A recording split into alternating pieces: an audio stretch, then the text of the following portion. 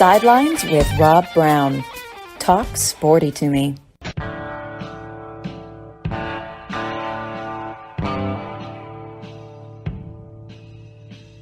All right, Rob Browne here with you on this Monday. It is a big game Monday because the College Football Playoff National Championship game is tonight. Georgia and TCU in Los Angeles. Could they have picked a more inappropriate place to have the national championship? I don't think so. I mean, maybe you could have it in New York City, and people would be like, what are all these people up here for? I mean, I've been reading a lot of the Twitter and just some of the comments being made by Georgia fans.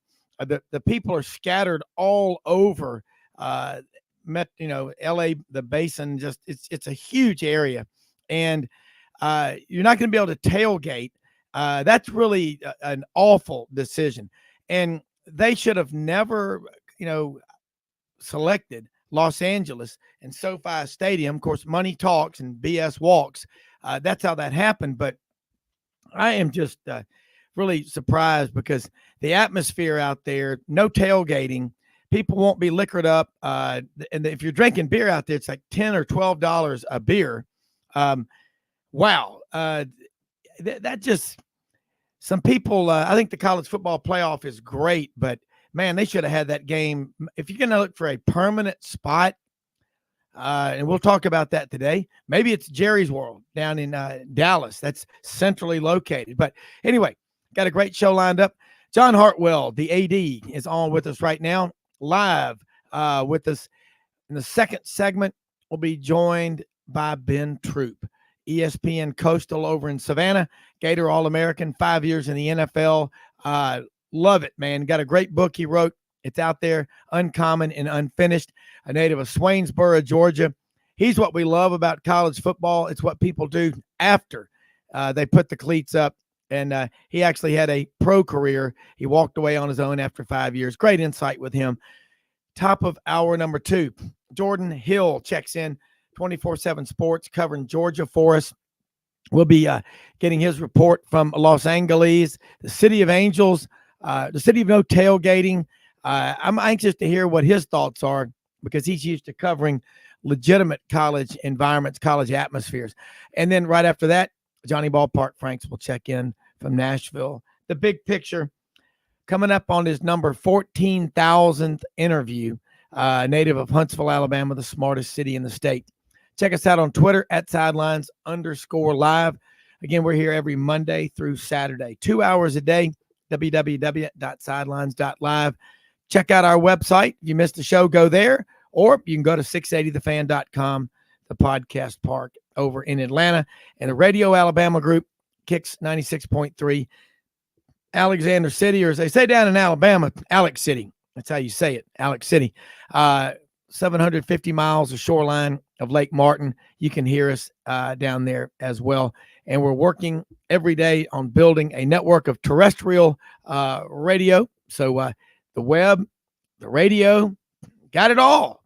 And we're going to start it all talking about tonight's big matchup, TCU and Georgia out at SoFi Stadium. And I don't know how they're going to play a college football game, John, without tailgating, without people, knocking down a 30 rack of Ham's beer and some brats and some brisket and all. And I mean, they've been waiting a long time to have the national championship game in Los Angeles. I didn't even think about it. I didn't pay attention for a while. I always thought it was going to be the Rose Bowl, a great setting in the, Sierra Cascade Mountains. But they're going to have it in the tailgateless SoFi Stadium. And I don't know what the capacity is there, but why would you make a retractable stadium in Southern California? Hadn't you ever heard the song, It Never Rains in Southern California? I mean, I don't know what's going on, but maybe you can make some sense out of it because you have a degree in accounting and you're an athletic director. So you're on the clock. Let's go.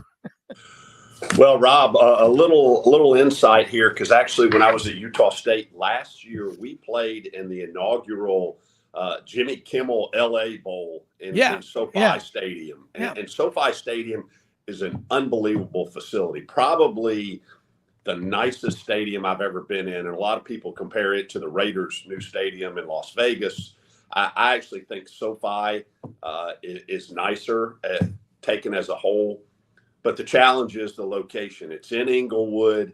It is right, literally a stone's throw from the original Fabulous Forum where the Lakers used to play.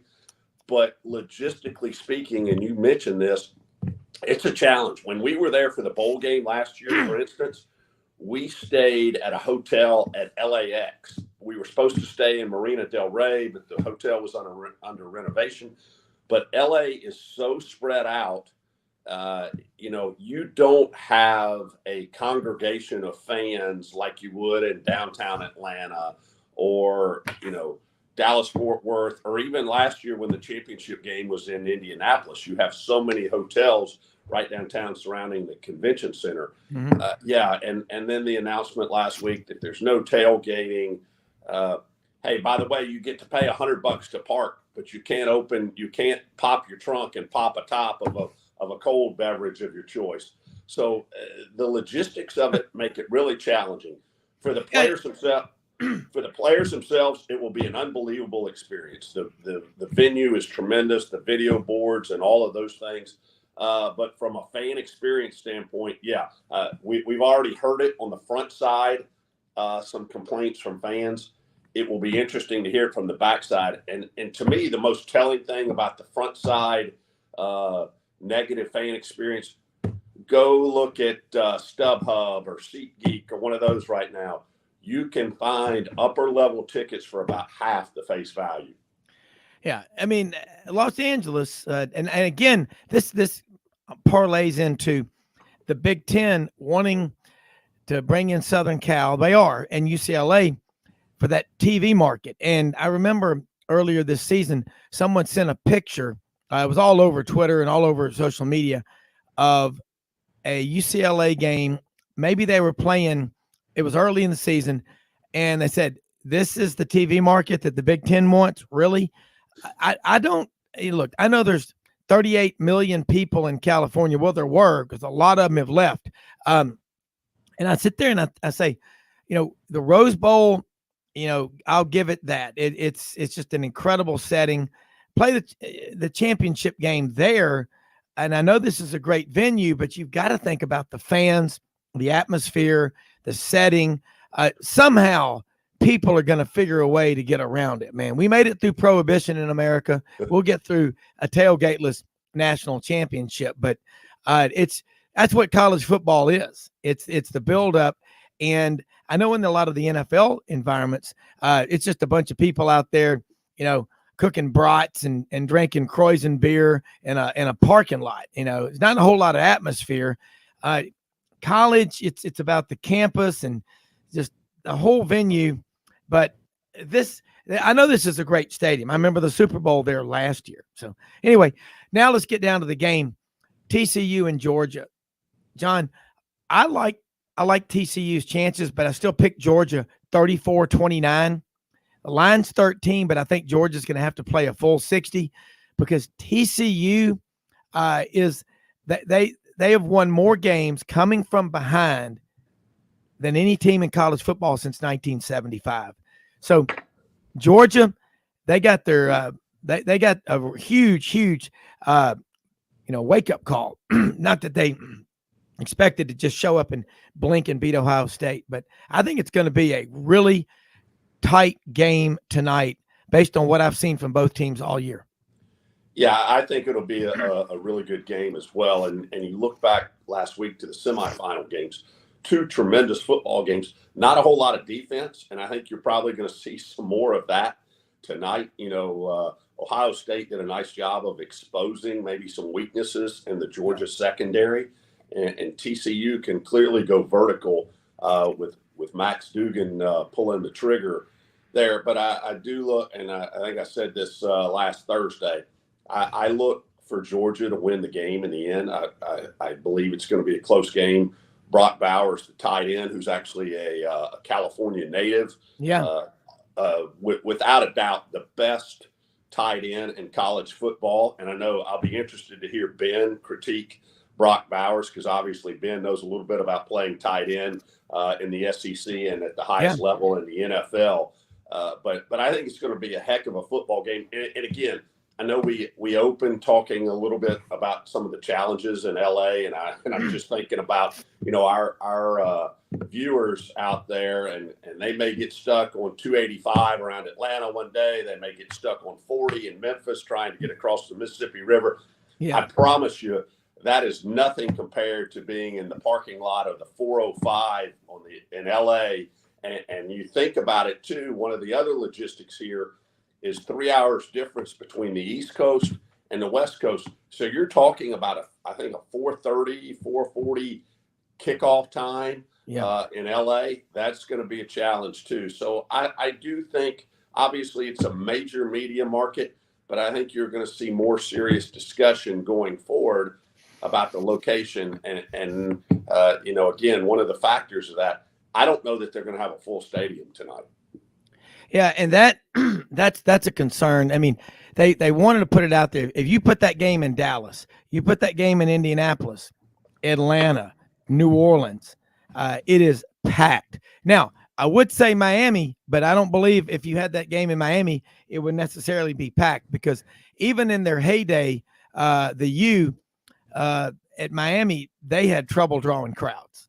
And people say, well, there's other stuff to do. Yeah, there is. I can't really think of it. If it's college football, that's what you should be doing. But I don't know what the capacity is, 65 or 70,000 at SoFi Stadium. Yeah, it's just below 70, I think. Yeah. And I promise you, it will be star-studded. You look tonight, and I'm sure the ESPN folks will know where the stars are sitting. It will be a star-studded event in terms of the who's who of who's attending the game. But it will be interesting to see if every seat is filled, and I strongly doubt it, just based on on the secondary ticket market. Yeah, and then TCU, they will bring a large crowd out there, and they've been.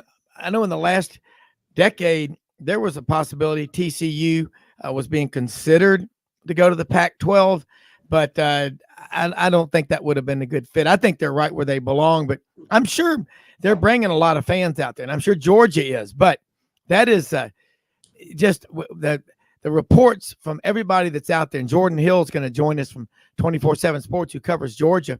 Anxious to hear his thoughts, because it's a college football. What they're trying to do here is a perfect example of why I'm against anything that makes college sports more like pro sports. I think you should be saying, let's make this a college experience. Have it at the Rose Bowl. You can tailgate there. And here you are now. It is, because it's 6:30 Central, so it's 7:30 Eastern, 4:30. You're going to be trying to get people into the national championship game tonight at 4:30 in rush hour traffic. God help them. Well, Rob, I would say along those lines, there's been a lot of talk about the expansion to 12 teams in the CFP, and I think that's absolutely the right move. The other thing that is trending is that those first-round games are on campus, and I am a total proponent of that. One, it gives you incentive to be the higher-ranked team going through the process, but I also think it helps attendance as well, and that is one of the things that makes college football great, is the on-campus atmosphere. And I know there's some people who would argue about kickoff classics or neutral site games, which those are fine sprinkled in.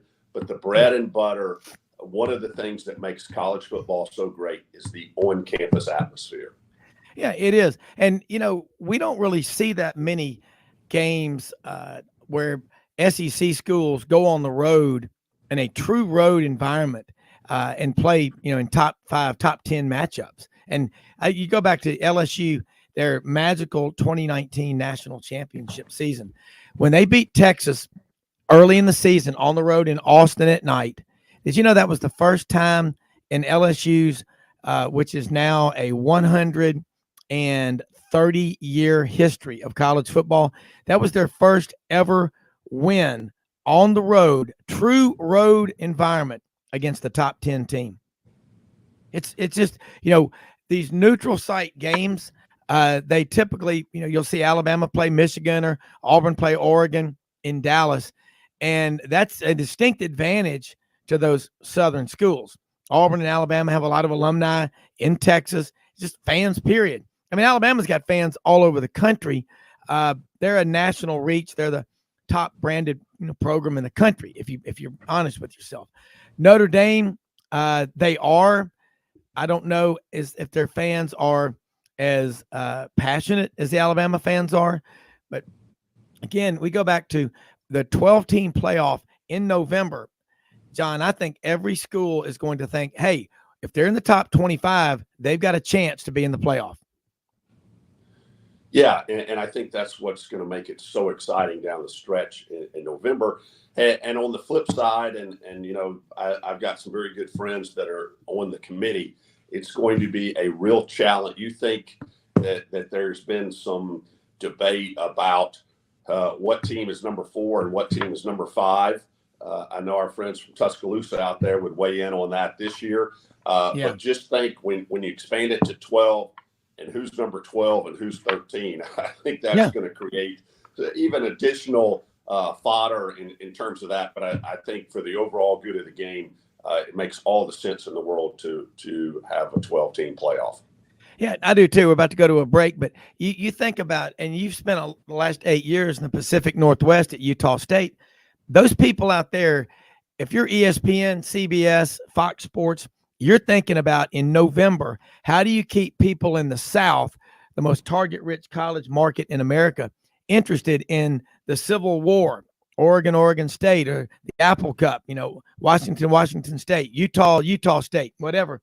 This is going to help dramatically in keeping more eyeballs fixed to TV sets. We'll be right back with more Sidelines after this quick break.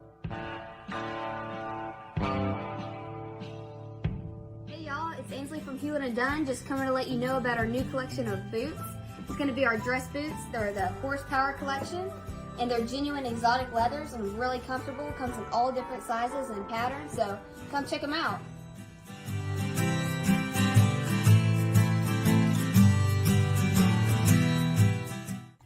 Red River Ford and Toyota, located in Wynne, Arkansas. If you're in the market for a new or used car, truck, or SUV, call, go online, or drop by and see them. Located 45 minutes from Memphis, go off the 4-city exit on I-40 and go north about 15 minutes on Highway 1. Easy to work with and still believe in customer service. If you live out of town, they will deliver your vehicle to you. RedRiverFordToyota.com. Just see what they can do. Strengthen your seed zone this spring with quality tillage equipment from House Industries. Located in Cherry Valley, Arkansas, House Industries specializes in manufacturing superior equipment that will minimize your downtime and keep you working in the field. To ensure the highest quality control, all design, fabrication, and testing takes place in a 99,000 square foot manufacturing facility located right here in the heart of the Delta.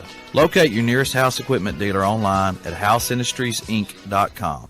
House Industries, breaking ground. Sidelines with Rob Browne. Talk sporty to me.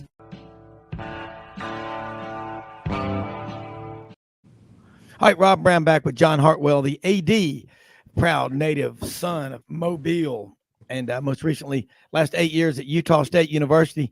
Get cool perspective, and of course, on Thursdays, we do the AD angle with Matt Dean and John Hartwell, get into the business side of college athletics. And I'll tell you what, it's like being in grad school, getting an MBA in sports. So you got to tune into that. But we got John on with us more and more. This is a lot of fun. And I got to say, TV, Fox Sports, and ESPN. John, what do you think about going forward? Fox Sports, maybe could they buy ESPN? I mean, there's somebody out there that might do that. I think Fox does a great job. What I noticed with Fox, the biggest difference is they're a sports TV. That's what they're focused on. They are sports. And ESPN has delved into all kind of stuff outside of sports. And quite frankly, it turns my stomach. Yeah, and I think, that's a conversation that's going to continue to be there.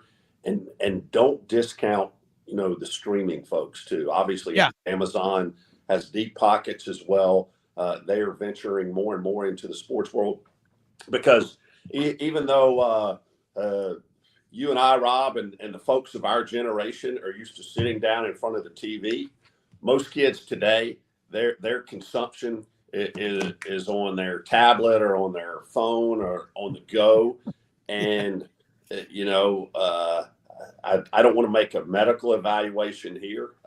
It's not ADD, but to today's youth, it's about what can I get in a 15 or 30-second snippet. It's not about, hey, I'm going to sit down for 2 hours and watch a basketball game, or I'm going to sit down for 3 hours and watch a football game. And that's a challenge. You talk about live entertainment, selling tickets. Hey, what is there available today to capture those folks for a 2 or 3 hour period? And you look at the interactive options. Some venues now, you can sit in your seat and place a bet, or you can do, have interactive things. And that market is ever evolving. And the folks who are going to be successful, and again, it's, sports marketing 101, putting butts in seats. What can you do in your venue or with your team to continue to attract the ever-evolving fan base? And that's a challenge. And obviously, TV is a component of that, and TV rights are a significant portion of that.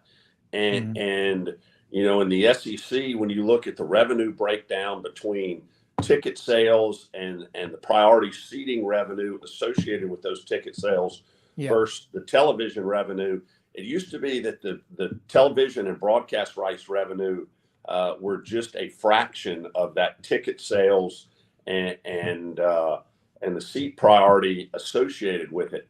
Now with the explosion of those rights fees and $40-50 million and climbing well above that in the SEC and the Big Ten, that component becomes even more important. And that goes back to your fan base and attendance, where some people say, hey, I hate playing an 11 a.m. kickoff, or I hate playing an 8 p.m. kickoff. I want it, at 2:30 or 4:30 or 5 o'clock in the afternoon. Well, that fan base has to realize that there is a give and take there. It used to be that you were totally driven by what the fan base wanted in terms of timing and convenience of the game. But with the revenue growth on the broadcast side of it, you have to, institutions and those decisions really aren't made at the institution level. They're made at the conference level. So the SEC or the Big Ten, they have to provide the inventory, the requested inventory at the requested time for those broadcast partners. Yeah. And I've come to where I call the 11 a.m. Central kickoff the timeout game. You're in timeout as your season falls apart, and it has for every school at some point in the last decade. They have a bad season. You get on the 11 a.m. slot more and more, and it's tough. It's tough for fans. I mean, you think about, you live in Mobile or Pensacola, you're a season ticket holder at Auburn or Alabama. It's an 8 p.m. Central kickoff at Jordan-Hare or Bryant-Denny. That's a brutal trip home. You get home about 4 or 5 o'clock Sunday morning because you've got traffic to get out of there and all. But again, it is all TV, but look at the money that comes in from it. It's hard. You cannot argue. I mean, I look at what the SEC pays out in conference membership, distribution to every member. 50, 55, 60, and with Oklahoma and Texas coming in, that number should go up exponentially. But that being said, it's put it in perspective. Go back 15 or 20 years ago, Ole Miss and Mississippi State's athletic budgets. I don't know, what was Ole Miss's athletic budget in 2005, 2010? It wasn't 150 million. It may have been 45 or 50 million. And now they're getting more than that just from the SEC. Yeah, you make a great point. When I went to Ole Miss in 2003, I think our total budget was about $46 million. And like you said, it's 3x that now. But yeah, hey, if you think the fans complain about the 11 a.m. kickoffs, you ought to hear coaches when, on that Monday morning, 12 days out or whatever, when that Yep. kick time comes out, it coaches for home team. If you're the road team, you love an 11 a.m. kickoff. Yeah. You get on the road, Friday, get up early, you play, you're back home, before it gets dark at night. At home, though, that 11 a.m. kickoff, it totally erodes the home field advantage because, and I know when you were at Auburn, Rob, you stayed out late on a Friday night, it was hard to roll out of bed and get there in Jordan-Hare Stadium and be ready to rock and roll for an 11 a.m. kickoff. Yeah, it is. And that's the problem. That's why when I'm picking games, I like to take the road team having the advantage in the 11 a.m. kickoff because a lot of the fans don't even get there till the end of the first quarter. And if you jump on top 14-0 of the home team, you can take the crowd out. And all of a sudden, some of your biggest, most embarrassing defeats will come in the 11 a.m. kickoff. And TV, it's great what we've done. But I just wonder when ESPN takes over, John, how big of a change can we SEC fans expect with Disney and their, the way they do things? That's who's really running things. And ESPN versus CBS. Now, CBS was giving the conference $55 million a year. They worked out about as good a deal as I've ever seen in retrospect. Now it's $300 million plus that the SEC will be getting each year from ESPN. Talk about changes, if any, we should expect. Yeah, I would assume, and obviously I have not seen the contract, but Greg Sankey and Charlie Hussey and their staff there in Birmingham at the SEC office, this isn't their first rodeo. And I'm sure that in the negotiations of that contract, and there was some back and forth, I'm sure there are parameters that don't let ESPN or the parent company, Disney, do crazy things. I'm sure there's going to have to be some adjustments in kickoff time. I know everybody, not just in the Southeast, but around the country, and I'll speak from Central Time, got used to that, 2:30 or 2:30 SEC on CBS Sports game. That was the premier spot. Yeah. But that may change slightly. But I think any changes you see are not going to be drastic because I'm sure in the negotiation of that contract, there were some parameters put in there by the SEC and at the request of the member institutions, not to let it get too far skewed, not to have a 9 p.m. Central kick or a Friday, Friday night. That's one of the big things. And speaking from being in the Mountain West for, almost 8 years, for 8 football seasons, that was one of the things going in. We knew, and that was part of the value that was created in our television package, was that we were going to have at least one Friday night kick every week in our league. So, obviously it goes head to head with high school football, but you get those schedules far enough out. And in many communities in the Mountain West, Logan, Utah, one of those, when you knew 3 months, 4 months in advance that you were going to have a Friday night kick, normally high school football moved to Thursday night for that week. Well, that was good because high school football, without it, you don't have the college football, and you've got to respect that. And I'm glad we haven't blown up the high school football on ESPN. Again, that's dangerous because you look at at these all-star games.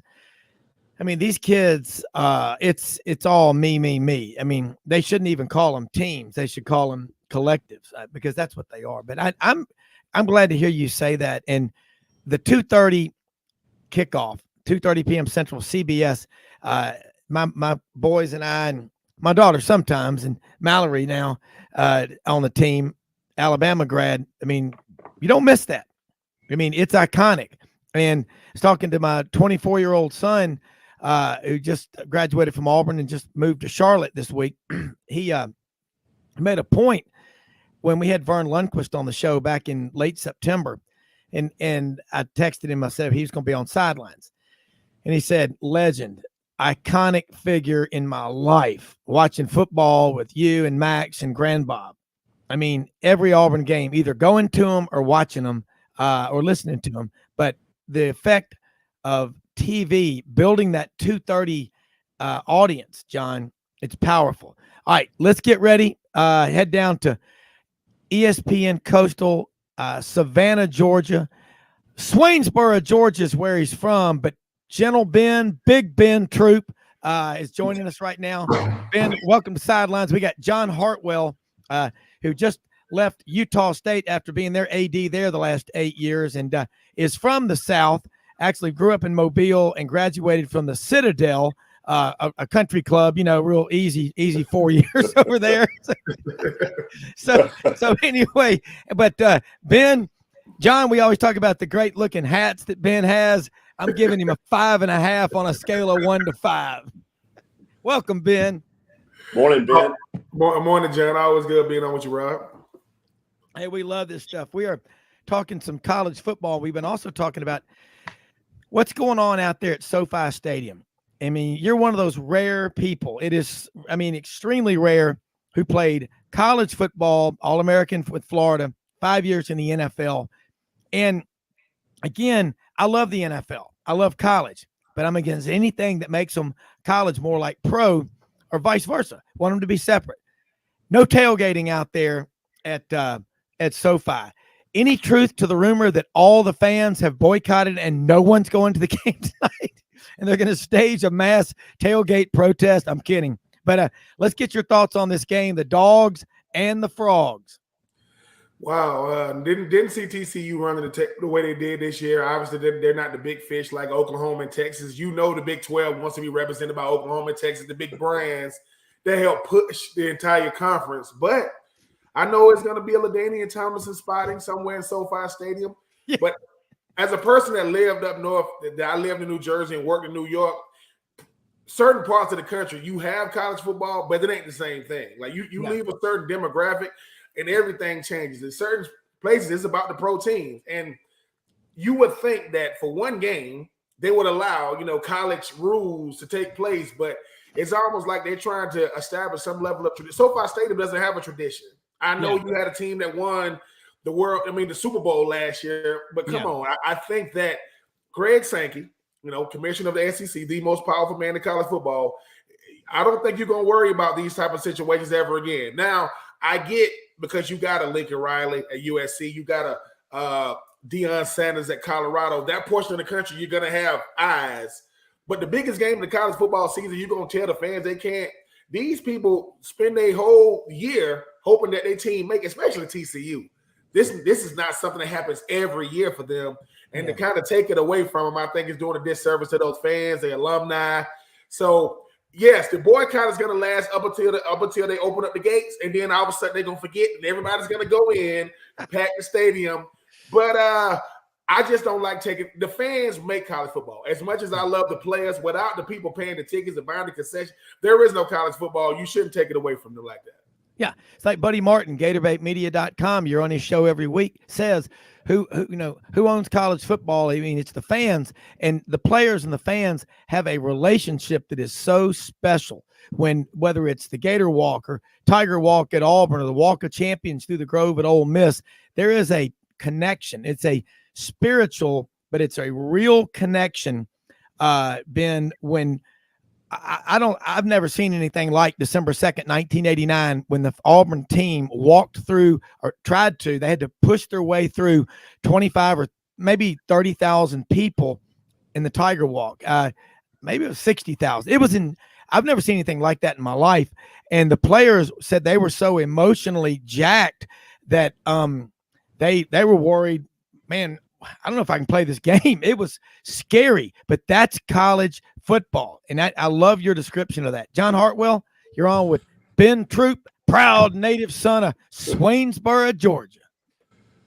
Hey, Ben, a couple of things I was going to get your perspective on. We talked a little bit earlier before you came on about the expansion from 4 to 12 teams for the CFP, which I think is going to be outstanding for college football, especially as you go down the stretch in November and teams jockeying for those positions. But one of the things we talked about there, and I think this is going in a very positive direction, is that at least those early round games being played on campus, obviously it gives you incentive, or gives teams incentive to try to be a host. But I also think the game day environment, as we talked about today, may be a little bit different there in the SoFi Stadium. Having it on campus, that is, I think that's part of what makes college football so special. It's epic. It's gonna be the football version of the NCAA tournament in basketball, or the regionals in baseball. It's what it is. You can't tell me that you got 100 and something teams and only 4 teams get to make it. That's not a true representation. And for everybody that seems to think it's gonna be blowouts, right? If you're a Green Bay Packers fan, how you feeling this morning? Oh, that's right. You're not going to. I'm telling people, football has gotten very, very. Listen, as a proud Tennessee Titan, I had to watch my Titans lose to the Jaguars. Football is changing. And I would just say that. Ben, hold that thought. We're going to take a quick timeout. Mildred told me we're about to go to a break, but hold that thought, and we're going to let you just go right to it after the break on Sidelines.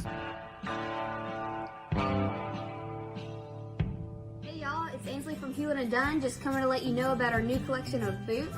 It's going to be our dress boots. They're the horsepower collection, and they're genuine exotic leathers and really comfortable. Comes in all different sizes and patterns, so come check them out.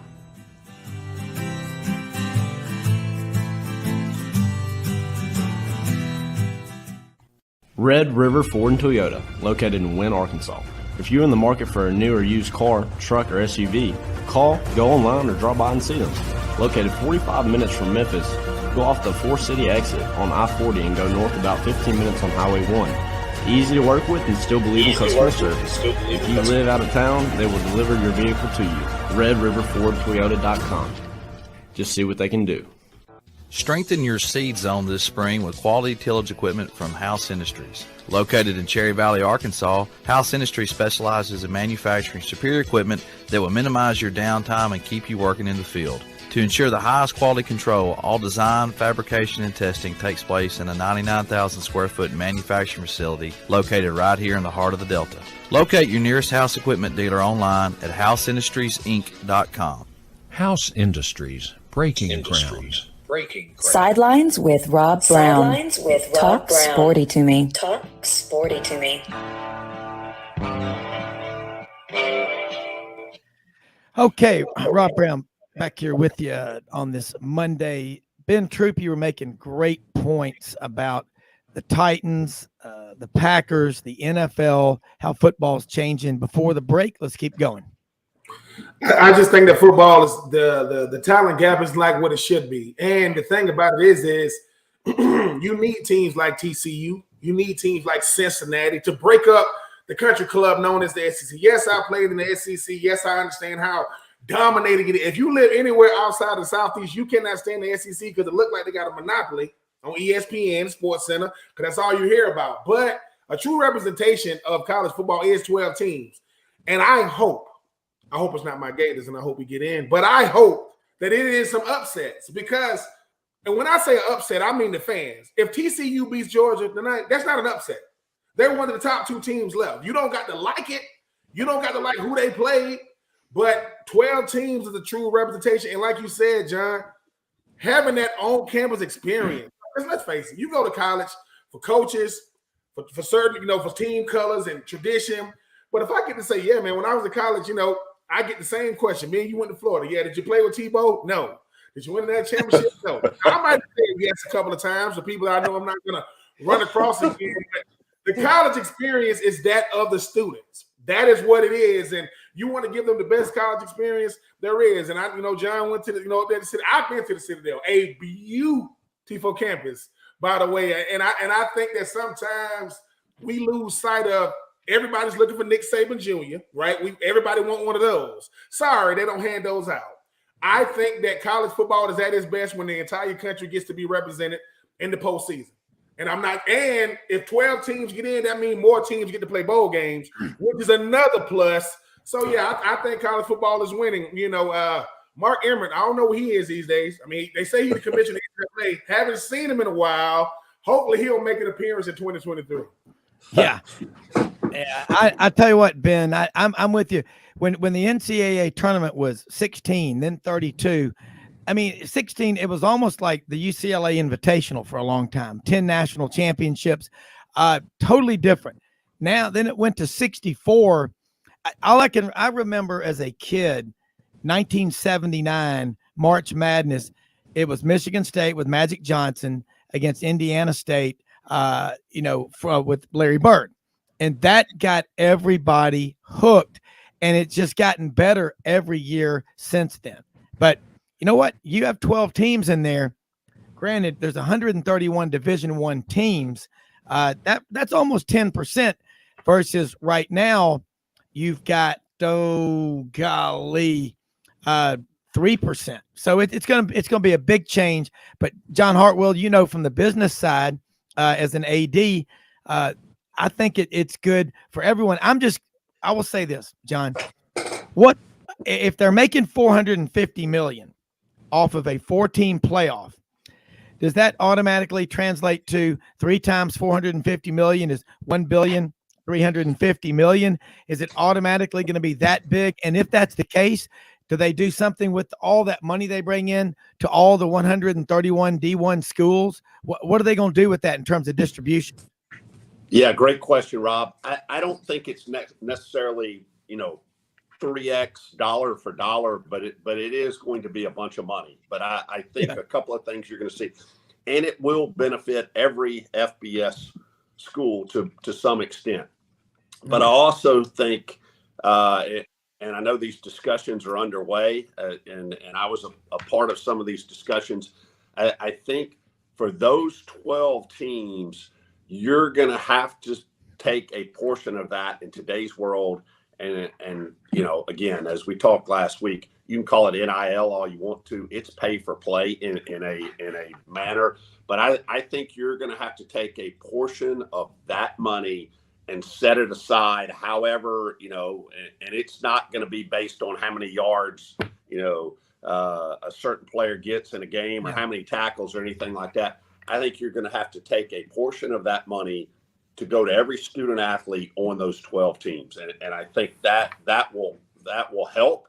And I think the other thing you're going to see with that, and I know it's a fine balance, you're going to see fewer players opting out of those games potentially too, because to be a part of that financial component, the need to play. Now, if there's an injury or something, I don't think you're going to see that. But guys saying, hey, I don't want to risk getting hurt in this game, I think that could help that too. I think, but it is going to be a revenue windfall for college football. And I think you've got to pass a portion of that along to the student athletes who ultimately are the ones who are creating, that experience.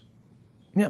Ben, what about, it would be great to have someone like you with your background and your character with John Hartwell on a team. I don't like the word committee because I think of long meetings, people sitting on their butts, 3 hours, nothing gets done. I always liked it. The greatest example of how a meeting should be run was every time I'd be out at Fort Benning as a reporter for Channel 3 in Columbus, as I say, up on 13th Street, News 3 on your side. If you went to a meeting with the 3rd Ranger Battalion, those big wooden spools you see that AT&T puts the cable line on, you'll see on the side of the road, they would have something like that turned upside down and make a table out of it. No chairs. Commanding officer would come in there and say, all right, here's the mission today. Sergeant Hartwell and his men will come in at 14:30. We'll do a helo extract, blah, blah, blah. Take about 5 minutes. They say, any questions? All right, let's go. Bam. Meeting's over. It's kind of like John Belushi and Dan Aykroyd in that famous Saturday Night Live skit about the Knights of Columbus meetings. All right, welcome here to St. Mickey's Knights of Columbus meeting. He's drinking pretty heavily, and he goes, any old business? No. Any new business? No. Meeting's adjourned. Bars open. So they got down to work right away. But Ben, being a student athlete, John, you too. John played basketball at the Citadel, Ben. So, I'm sure that was fun. The academics, the discipline, the military lifestyle. Ben, you played just as intense. You were studying. You got your degree at Florida. What about putting a team together? Like he said, I'm saying this because of what I do outside of this show, wealth management, age-banded trust and incentive-based trust. If we had that, I'd be like, great, because I just worry about seeing firsthand what happens when you give 18 and 19-year-olds a lot of money. A lot of crazy stuff can happen because we all remember how dumb we were when we were that age. I mean, I would love that. I mean, I had a coach tell me, he said, hierarchies matter when people care about who get the credit. Collaborations matter when people care about who don't. If we collabing, it don't matter, because I get it. John knows things that I don't know, right? He's been in a position that I've never been in. But we both sat in the same seat as far as like being a student athlete. We going into a meeting and say, look, I don't care about being in the paper. I care about making sure that this thing is done right. And I don't know what it's like to have to be an AD. You know, I've spoken to Jeremy Foley, who was at Florida. Yeah. I remember Jeremy Foley was, I want to say he was younger and a lot of energy. And then the expectation comes, right? It's like a head coach agent during the season. Kirby Smart is agent every single game because the expectation is so high. But if these young people are walking out with better opportunities because they were a part of the revenue generating stream, you got to give it. Listen, I have to food. My kids don't like vegetables. I have to mix it with stuff to get them to eat it. They eating it. They just don't know they eating it. We got to look at it like that because college football or college athletics is changing so much, right? And I think that if we all come into a room, there's a different minds, different walks of life, different experiences, and we can say, all right, listen, yelling is a good thing. Disagreeing is a good thing as long as it's about the end goal. Ain't about who. And I think those type of things, because as much as we hate to say it, I'm going to walk out this thing saying, John made a hell of a point. God dang, I wish I would have said that, right?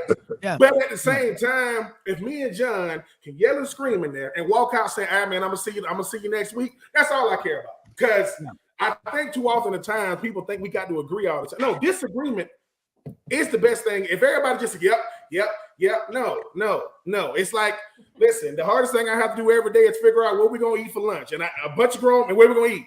Somebody say something. We're going to end up somewhere, right? But everybody wants their idea to be at the forefront. But I do think that's what college athletics is too, taking the people who have all the power, taking the people who don't have it, put them in the same room just to listen to each other and say, Ben, where you going? Hey, man, I just care about making sure they're getting what they deserve. I'm not one of these older guys that say, I didn't get anything. I don't need anything. I say it all the time, Rob. I represent the other side of sports. Let these young people know life outside of sports is pretty cool too, man, as long as you're doing what you enjoy. But for every Arch Manning, there's a bunch of players you don't know. So he's going to be fine because of his daddy and uncles and grandfather. But what about the kid that is a backup long snapper, right? That he's the only reason you won the game because the long snapper got hurt. You know who but you don't want me going out there. I'm telling you that right now. If I got the long snapper, I'm going to get Ohio State. I'm just gonna have to get off social media. No more sidelines, Rob. I can't. I have to leave Earth. No, come back. Yeah. Hey, and Ben, you make a great point there because that backup long snapper, the kid that never got off the end of the bench, those guys are running the same number of gassers, the same number of suicides. They are putting their bodies through the same wear and tear that, when you get to my age and you get up and my wife says, gosh, are you stiff? I'm like, yeah, I'm stiff and I'm getting old and my knee hurts too. And my mind tells me to still do it. My body says, hell no. And that's part of it. So if we can come up with something, that provides for those guys down the road some, I think it makes all the sense in the world. And we're moving in the right direction. I'm encouraged by seeing change, but it's got to continue to happen, because if we sit and do what we've been doing the last 15, 20 years, especially when the revenue has increased, and you look at a guy like Bobby Petrino, and we talked about this briefly the other day, he leaves being a head coach at an FCS level. He goes literally for a cup of coffee. I think he was at UNLV for 2 weeks as the offensive coordinator. And he picks up and is now in College Station as Jimbo Fisher's offensive coordinator. You can complain you can say it was for all the reasons you want to. It was about this. It was about money. So we can't have the double standards of saying, oh, we're fine with coaches doing that, but kids chasing the money, oh, that's a problem. It's what's good for one's got to be good for everybody. All right, I'm going to throw something out here for you because, Ben, you know about this, the NFL. What about, and again, I'm not big. I don't think the government needs to do much of anything. Maybe be involved in national defense. But really, I'm an entrepreneur. Let the people, the states run it. Why don't we? This is an idea I'm going to throw at you: a college pension. Okay, in the NFL, Ben, correct me if I'm wrong. 4 or 5 years in, you've got that pension for life. What about all this NIL money? And I'm not into socialism. I mean, hey, you get a 1.0, I get a 4.0. We're roommates. They make it a 5.0. We both have a 2.5. They ain't working. Okay. But what I'm going to say, a pension for and there's certain benchmarks that you've got to hit. And Ben, you and John, both student athletes, and John, Ben, whoever wants to tackle this, setting up a pension. Okay. If you graduate from that school within X number of years, also, there's certain benchmarks you got to hit. You letter, and because I will say this, I've worked with guys. I worked with a guy, Jay Stubbs at Duncan Williams, whose father, Charlie Stubbs, he played at Thunderbird High School in Las Vegas. And Jay wasn't a big guy, 5'8", 5'7", went there with his dad, Charlie Stubbs, when Mike DuBose was coaching at Alabama, 97 to 2000. And in the middle of that, he left for 2 years to go do his mission because he's a Mormon. He was gone for 2 years to Australia, riding around on a mountain bike for 2 years. Came back and played 2 more years for Dennis Francione. So 6 years he was in college. But he wasn't a starter. And I said, Jay, how many concussions did you get at Alabama? And his dad, was quarterbacks coach and offensive coordinator at Alabama. He said probably 7 that I can remember. And he was scout team. But I have so much respect for that guy when I see that letter on the wall in his office. And when he goes down into Alabama on business, people, I'm asking both of y'all this. I believe, because I know how I am, I'm like, yeah, you've got that letter. If you're part of the scout team, first team, second team, if the only time you ran out on the field was to hug your grandparents and your mother and father and your friends on senior night, so be it. But you got that letter, and that is all the credibility and all the proof I need to know that you started, you finished what you started, and you're not a quitter. Oh, that might be the greatest thing. Look, everybody wants to. You want to have the stories about winning national championships. John can attest to this. You ain't gonna remember every game. You're gonna remember certain players for life. There's a certain player that's etched in your mind. He's like Freddy Krueger because he was a nightmare. But the greatest thing that was ever given to me is a pension. I didn't know what it was when I'm 21 years old getting drafted. But as I get older, and I realize, man, it's just deferred gratification. That's something that you can give to your children before you even have children. That's something that you've earned. And I will say this, that's going to make more guys graduate. That's going to make more guys take the classroom seriously. College football is the guys you don't see. That is what it is. I know for every Bryce Young, there are so many guys that put in so much work, like you said, John. So, yeah. And look, just like a head coaches don't ask, they just do it. Hey, fellas, you come here, you're going to get this money if you graduate. That's it. You don't got to sugarcoat it. You don't, because, I think when Allen Iverson, when he signed his Reebok deal, he had a friend of his that took some of the money and deferred it to when he turned 50 years old. Because he goes, hey, man, I know Allen and I know how he spends. Well, he spent most of it, if not all of it. Now, Allen Iverson, he's close to 50. He's not 50 now. That's going to be the greatest fin he ever had when he turned 50 and that check hit the bank. I'm telling you, because, and you have it to where like this. Maybe put it in a fund to where they can get it when they turn 30. So that thing is built interest for 8 years or whatever it is. They don't got to like it. They're going to be like, Ben, you just an old man now. You can call me all that. But when you turn 30 and you see what it's done for you. So I think that kind of stuff should be an incentive, because the biggest thing about NIL, they think that everybody's getting it. And that's not true either. Everybody is not getting NIL. So just imagine, I hear about NIL, I didn't get it. I came to Florida and Alabama, I didn't play. And I didn't get any money at the end. I want to feel like, hey, I get some type of benefit. So I do think that a college pension would be great. And how you know it's going to be great? Look at the pushback. All you got to know if something good is just listen to how people go, they don't need to do that. But you're talking to people that never played college athletics, know nothing about it, but telling you what's good for it. I think that kind Ben, of hold that thought. Mildred, hit the stopwatch again. Oh, got to take a break. We're going to take a quick break with me. Right back with more Ben Troupe, John Hartwell, Rob Browne with you after this.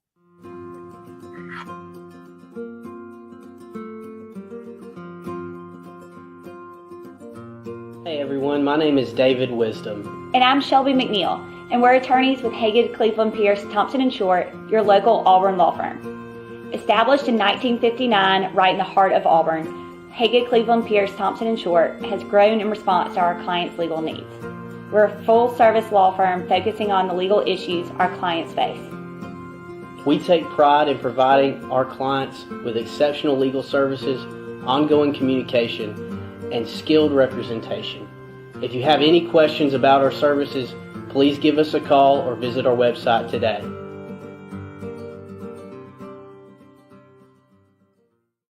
All right, Ben Troupe, Rob Browne here with you talking about a college pension. This is an idea that I brought up 4 years ago about postgraduate scholarship endowment at Auburn, and I tried to get through to the people at Auburn, but I met with somebody and they took notes. I tried to follow up, but there was no follow through. But a college pension, Ben and John, because when we sit down with clients in our wealth management practice, my group at First Bank, we listen to people. It's a lot of listening. You know, God gave you 2 ears and 1 mouth, so you should listen twice as much.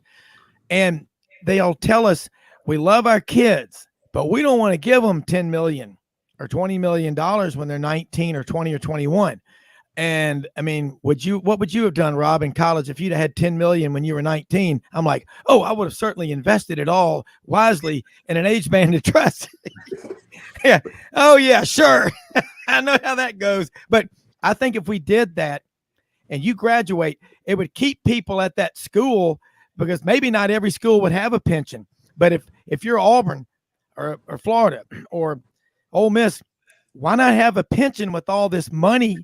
Because that locker room can become fractured. And Ben, I want your thoughts. In the NFL, obviously, we know some guys make more than others. Some guys make more than the coach. But in college, we've always been everybody's equal. Some are faster, bigger, stronger, whatever than others. I know that. But financially, but when you see a guy getting $3 million and you're getting $500 to go, speak somewhere, it's tough. And you're going, I'm a lineman or I'm a deep snapper, long snapper. No one knows the long snapper's name until he screws up, do they?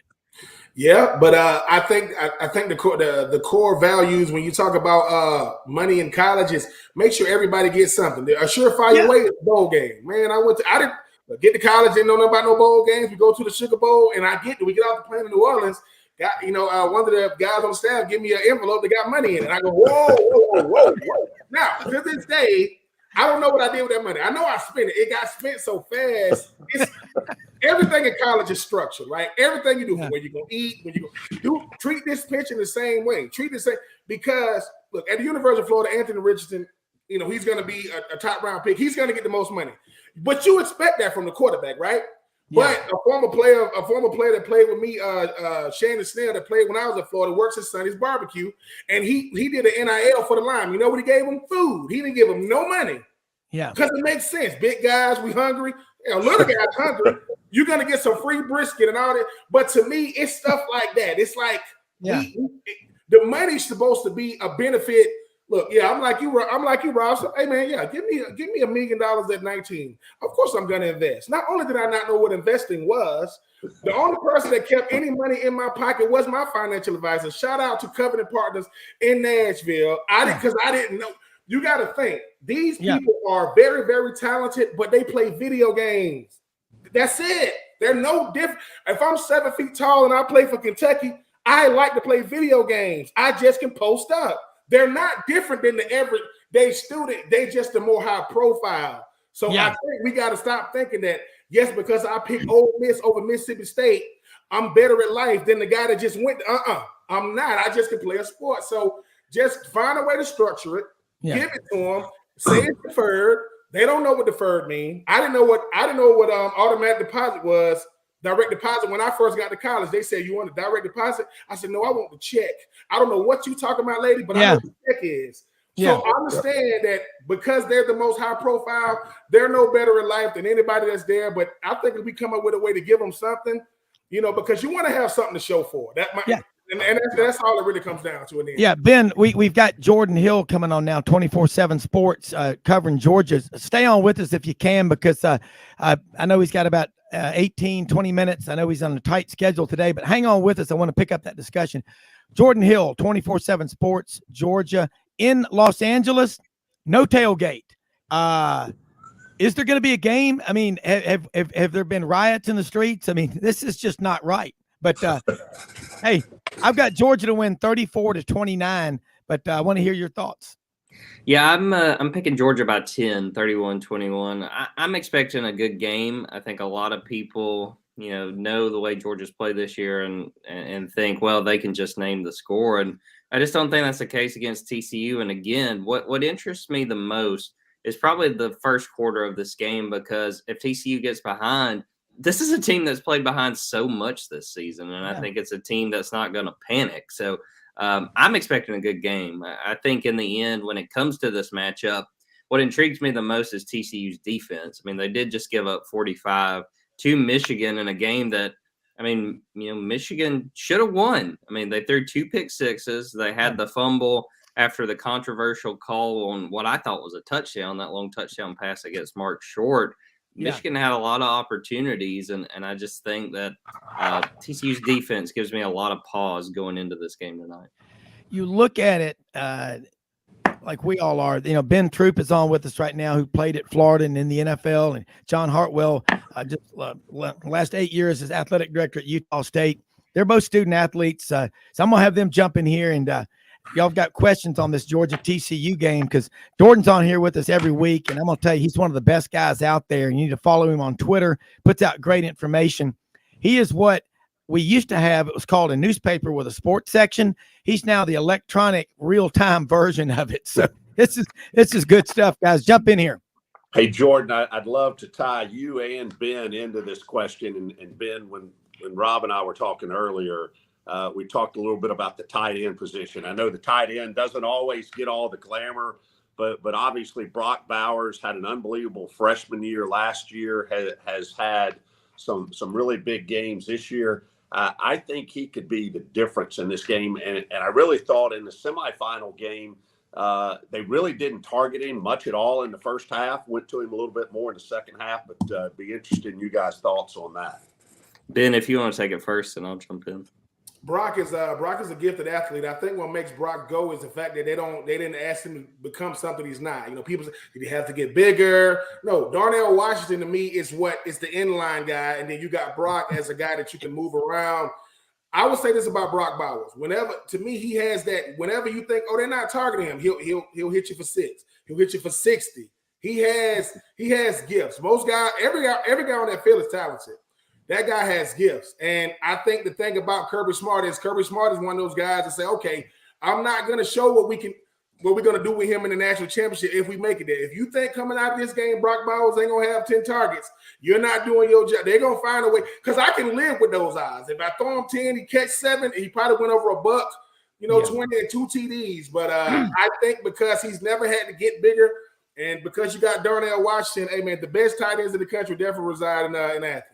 Well, the thing, too, you think about Brock Bowers, just a guy from Napa. This is probably going to be as close to a home game as he's ever going to get, being back on the West Coast. And, it's funny, and I think Ben made a good point. He was kind of quiet in that Peach Bowl. One of the first passes Stetson Bennett threw in the fourth quarter on the drive that winds up putting Georgia ahead, right across the middle to Brock Bowers. I mean, he's a guy that, you can't forget about, because if you do, it's going to be dangerous. And, I think what spoke volumes, Sonny Dykes talked about him on Sunday, and Sonny was at Arizona when they had Rob Gronkowski, and he really compared both he and Darnell Washington to Rob Gronkowski. I mean, what an ultimate compliment to a guy that's just a sophomore. He's going to be back at Georgia in 2023. There's questions about Darnell Washington, if he'll be able to go. I think we'll see him probably not, the full load of snaps we're used to seeing Darnell from the ankle injury he suffered. But you got a guy like Brock Bowers, and you got a receiving room that played as well as it did against Ohio State.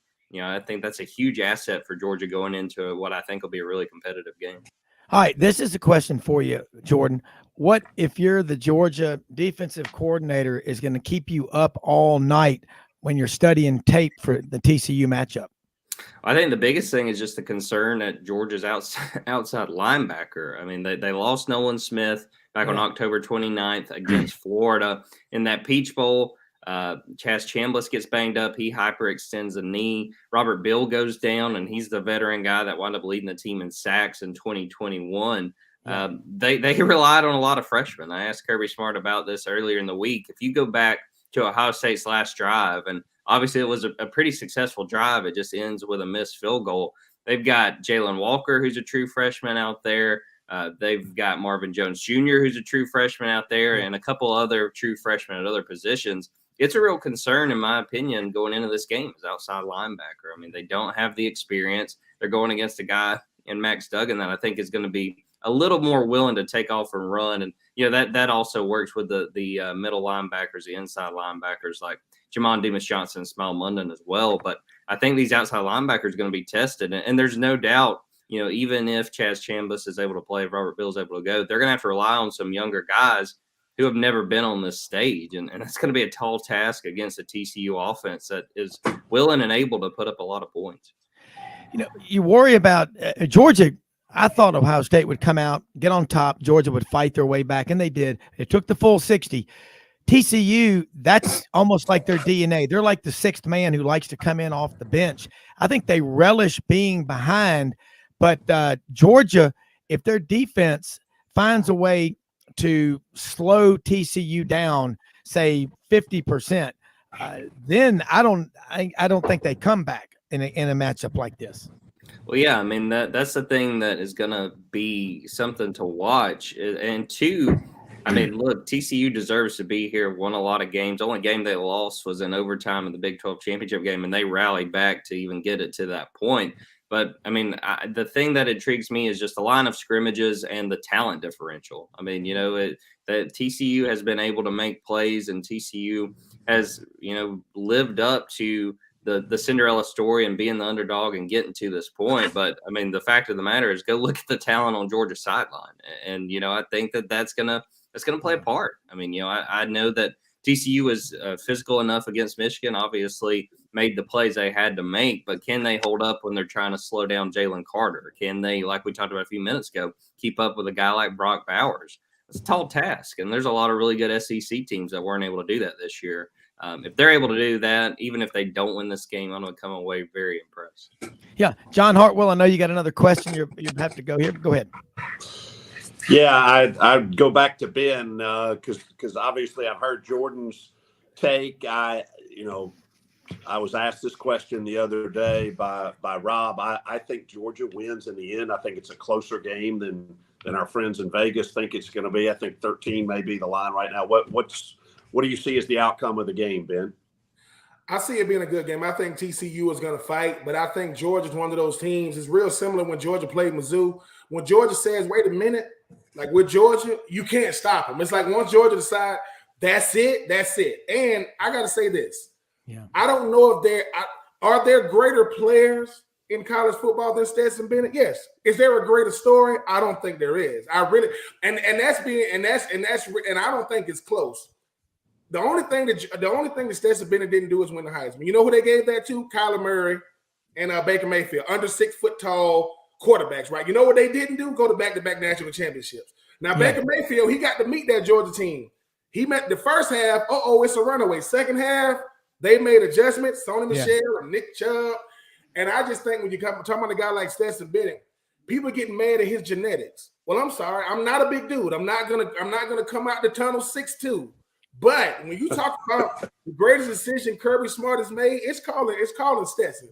Because Stetson's been around 5 stars longer than anybody I've known, and he's outplayed them all. He really, really has. So when he wins a back-to-back national championships, obviously I'm gonna have to leave Georgia. I can't stay in the state anymore with Georgia doing. But in all seriousness, I'm a fan of college football because of people like Stetson Bennett. I'm a fan of this guy because at the end of the day, no, he don't look like Cam, right? No, he don't look like Carson Beck and those guys in his life. But if he's not the starter, if Stetson Bennett's not the starter right now, I don't even know if Georgia's in this game. That's how good of a player he is. How good am I for the team I'm on? I don't know if anybody, and that's taking nothing away from Carter and Jordan Davis and the Kobe Bean and that defense last year. You take away Stetson, I don't know if they were in this position. Shout out to the young man. He's probably going to go 2 for 2. And fortunately, for him, when people get to talking trash, when he says people doubted us, I don't know if anybody really doubted Georgia. I don't know who that was. But I'm looking forward to seeing him going out and doing what not even Deshaun Watson can do. Go back-to-back, or a Trevor Lawrence, or a Tua, and all these big-name quarterbacks that was number 1 or top 10 picks. Man, like I said, Buck Bellew used to be the only one can talk that talk now. Hey, man, David Green and DJ Shockley and Quincy Carter and Matthew Stafford, they can't eat until Stetson walk in the room. Lauren, what do you got? Quickly, Jordan, quickly. Well, the thing that strikes me is talking about the people who doubted Stetson. And I just, if you guys ever get to listen to Stetson do interviews, it's just so impressive to me. I mean, he's always just kind of self-deprecating. He's like, well, I don't know, maybe I'm ugly or something. I don't know what I got to do to really impress some people. But I think he is taking everything the right way. And again, I've talked about this going back to the off season. This was his first offseason as QB1. Think about how valuable all those reps were during the summer going into the season. Think about Todd Monken, the play caller, knowing that number 13 was going to be behind center. I think that's a huge reason why he has improved his play this year. He was going to be the guy. I've talked this point to death. After SEC Media Days before the 2021 season, JT Daniels goes up there, speaks really eloquently, does well. There's a couple days there where he's the betting favorite for the Heisman Trophy. And then you go into the season, JT gets hurt, and it's like, well, I guess we're going to throw Stetson back in here. So I can't speak highly enough about the job Stetson Bennett's done. Just an incredible story. I tweeted this after the Peach Bowl. They're like, we got to make a Stetson Bennett movie. No, it's got to be like a Netflix series. Y'all got to have 9 or 10 episodes. What are you cutting to make a movie that's like 2 hours? You watch a movie and go, well, they left off that Arkansas game. It's got to be a TV show. There's too much material to cut for a movie. It'd be like Friday Night Lights, that great series that Netflix did. And that's how he is. And John Hartwell, I know you've got to go after this break, but we're going to come back for a few more minutes with Jordan Hill. And Ben, welcome to stay on as long as we can. We got Johnny Ballpark Franks joining us about 20 after out of Nashville. But Jordan, I tell you, I love what you're saying about Stetson. Lauren Smith was on the show from Los Angeles Saturday morning, and he said when he went down for a book signing of his book, What Do You Got, Lauren, in Blackshear, everybody that came up there wanted to talk about Stetson Bennett and what he means to that small town. I think Blackshear is down there right above Jacksonville, isn't it?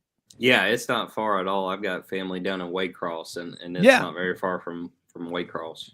Yeah, it is. All right, we're going to do this. We're going to take a quick break. John Hartwell, thank you so much for being on here with us this morning. We'll be back on with you Thursday. Great stuff. Ben Troupe, hang on if you can. If you got to go, you got to go. You may have to go to your workout. But Jordan Hill will be back with us. 24/7 Sports Roundtable Monday, right back after this quick commercial break. See you guys. Hey y'all, it's Ainsley from Hewlett & Dunn, just coming to let you know about our new collection of boots. It's going to be our dress boots. They're the horsepower collection, and they're genuine exotic leathers and really comfortable. Comes in all different sizes and patterns, so come check them out.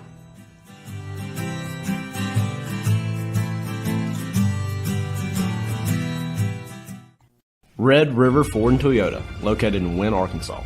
If you're in the market for a new or used car, truck, or SUV, call, go online, or drop by and see them. Located 45 minutes from Memphis, go off the 4-city exit on I-40 and go north about 15 minutes on Highway 1. Easy to work with and still believe in customer service. If you live out of town, they will deliver your vehicle to you. RedRiverFordToyota.com. Just see what they can do. Strengthen your seed zone this spring with quality tillage equipment from House Industries. Located in Cherry Valley, Arkansas, House Industries specializes in manufacturing superior equipment that will minimize your downtime and keep you working in the field. To ensure the highest quality control, all design, fabrication, and testing takes place in a 99,000 square foot manufacturing facility located right here in the heart of the Delta. Locate your nearest House Equipment dealer online at houseindustriesinc.com. House Industries, breaking ground. Sidelines with Rob Browne. Talk sporty to me.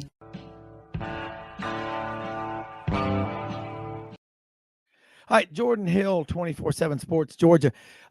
The atmosphere out there in Los Angeles, how would you describe it, and how scattered out are the fans of Georgia and TCU compared to last year's national championship game in Indianapolis, where you got Market Square, Market Center, or down Indianapolis is a lot like a European city. It's clean. There's monuments everywhere, but it was pretty cool for tailgating. Although, outside at kickoff, it was about 12 degrees.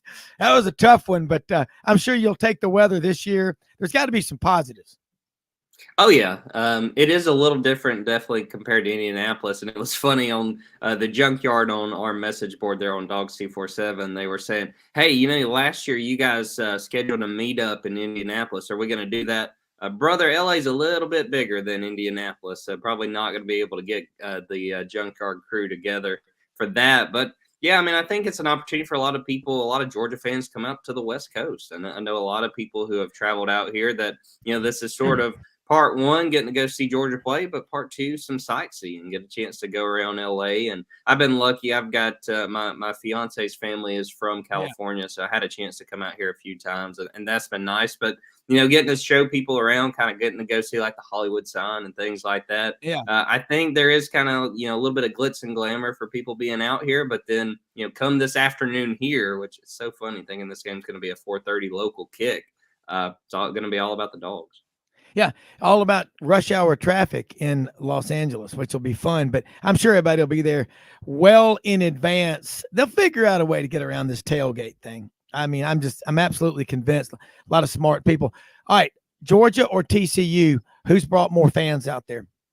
I don't have a good sense of it, and part of it is because just how big the city is and where we're staying. But based on I talked to Jeremy Clark, who's with Horned Frog Blitz, which is our 247 site. He said that he had talked to the AD, and I think they had sold something like 40,000 tickets. So I think that TCU is going to be well represented. I think that a lot of TCU fans understand that how rare this moment is. If they're able to win this tonight, Rob, that would be TCU's first national championship since 1938.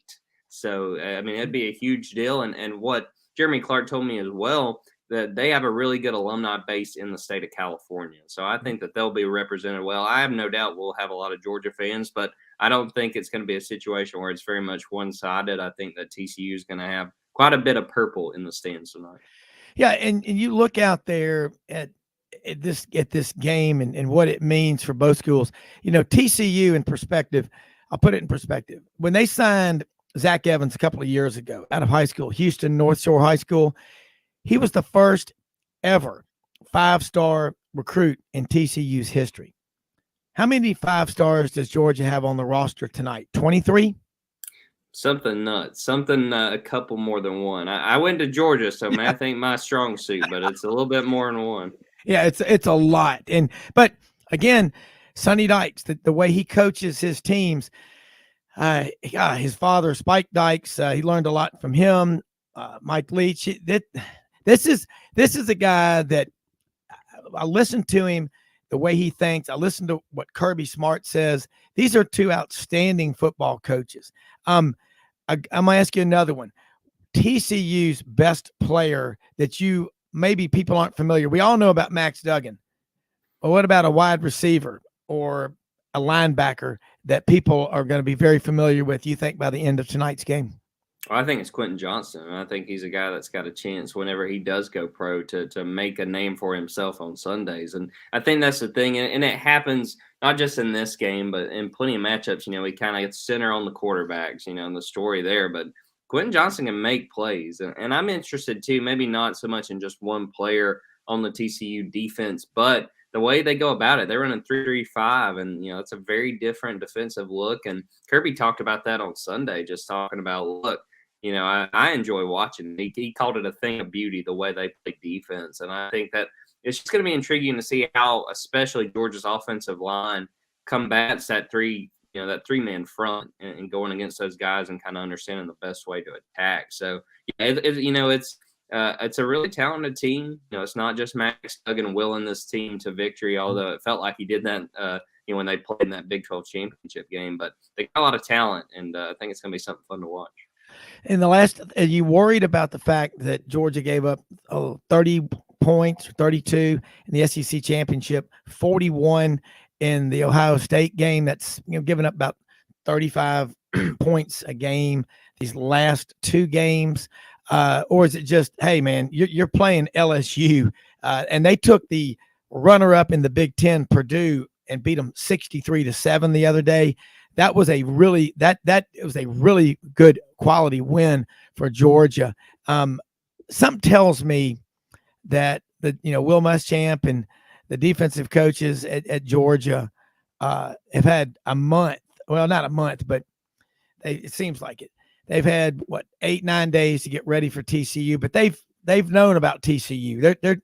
Those are the kind of coaches they're getting ready for everybody in that 4-team playoff group. I see Georgia's defense coming out, and Jalen Carter had one tackle against Ohio State. Something tells me they're going to come out with their hair on fire tonight.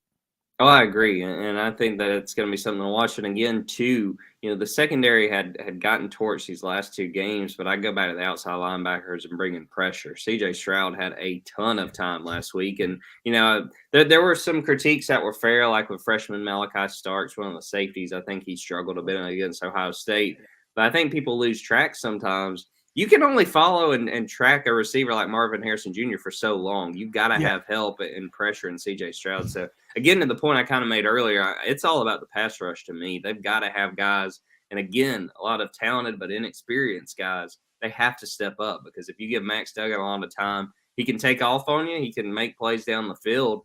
If he gets comfortable back there, it will be a four-quarter game. Yeah, Malachi Starks, you talked about him having a game recently where he played a lot like a freshman. He's a talented player. Keely Ringo, those are two big-time defensive backs that I think will have great NFL careers. Look for them to step up tonight. Absolutely. I think that it's going to be the challenge. And again, guys like Keely Ringo, they're up for the moment. Had the pick 6 against Alabama, had a crucial pick against Tennessee, and on a play that pretty much put Tennessee out of that game. So I'm expecting them to take strides forward, and I think it'll be a good game. Jordan, I know you got a big day ahead of you. Let people know how they can follow you and keep up with all your great work. Again, thanks so much for taking time out of a busy, busy schedule out there in Los Angeles. And let's go SEC and bring home the national championship. Go Dogs.